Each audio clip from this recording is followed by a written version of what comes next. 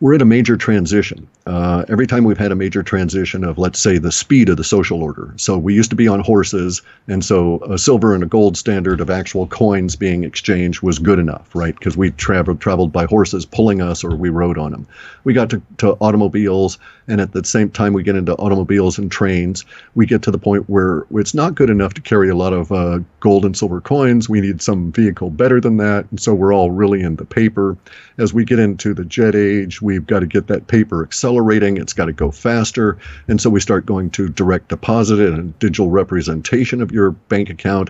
So it's not just not numbers written in a little passbook kind of a thing, but it's simply 100% digital. We're all on a digital system now with the jet airplanes, but now we're going into space. And we're going to get into space-based businesses and so on. And so the speed of the money potential, even within the digital dollars, is not sufficient, and it's also not as secure and robust as we need, and therefore now we've got the cryptocurrencies. They're the new wave of the future relative to money. In a generation, that generation will, 20 years from now, they'll look back and they'll never have handled coins, never have handled checks, and will never really have dealt very much with centrally issued digital dollars. I suspect that the data sets will still be right, and that will shed 13,880. We'll see the last of it sometime before mid-February.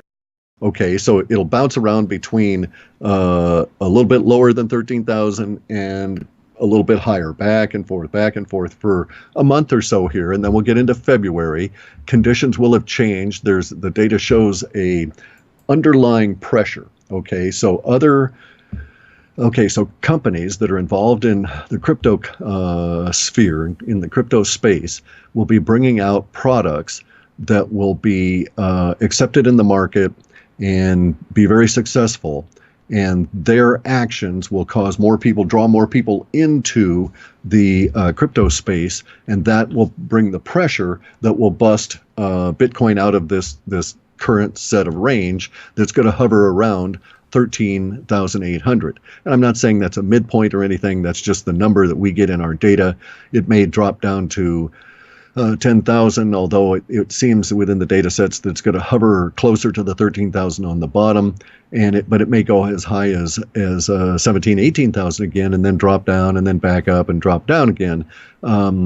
There's some indications we're going to see 13,800 on an up cycle 3 times again, the same way we did the $428. Seems like a lifetime ago, but it was barely 2 years. And as we get into, as I've maintained for all of last year, and is still showing in the data for this report, as we get into mid-February, those who have the ability to look forward will see just 15, 18 days from then, so early March, the beginning of of our next big up leg within the crypto space in general, as I say, the bottom-up pressure builds with these new products coming on out. A lot of the products are going to be extremely, wildly successful, and it's going to get us into another euphoric burst that will carry us through into May. What I get is a juxtaposition of a date and a number. So I knew we would be over the 13,000 before February, because it always does the consolidation stuff. And in order to be done with 13,000, we had to be out of the end of that period of time. We actually had some early indications for passing the 13,000 in December, but I don't talk about those because I don't do trading. And so from my viewpoint, the significant thing is that this bottom of the step is 13,800, and we step up off of that in February into March. And prior to that, it's just this up and down stuff.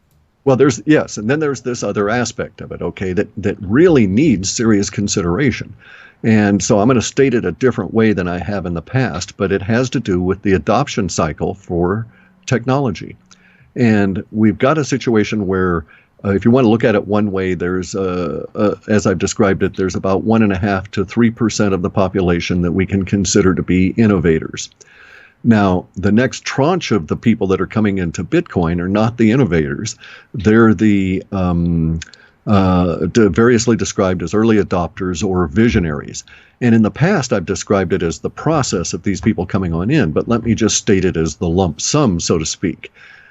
If we look at the total population of the planet and say that there's maybe 1.5% of the population of the planet that's involved in cryptocurrencies, well, this next tranche, this next cohort that's coming in is 13.5% of the population. And see, this is what's going to kill the idea of futures, because we're still going to form these crocodile teeth. And so each and every time that we do so, we're going to have a correction that will probably be, I mean, Bitcoin seems to like these corrections, these consolidations of around 30 to 40%. And that's when we establish our strong hands and wash out the weak players. And it's not like a minor correction of 3 or 4 or 5% that you might see in a controlled market like the stock market. And so people have a visceral feeling in their guts. We get these impressions coming into the data so that we know that when these things are coming. And the action is the 30% drops will be from higher levels to a higher low as we're still on this building trend, but it's not going to be able to be maintained as exponential. These little exponential bursts, like from 10,000 to 17,000, that nearly straight line that you would see in the charts, those always precede the consolidation, and that forms the backside of the crocodile tooth.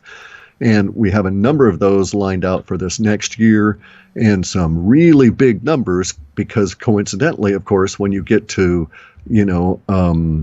so one way to look at it is, well, within our data sets, as we get close to 64,000, we're going to get another one of these. Well, at 60,000, 64,000. I want to just $64,000 this year for Bitcoin.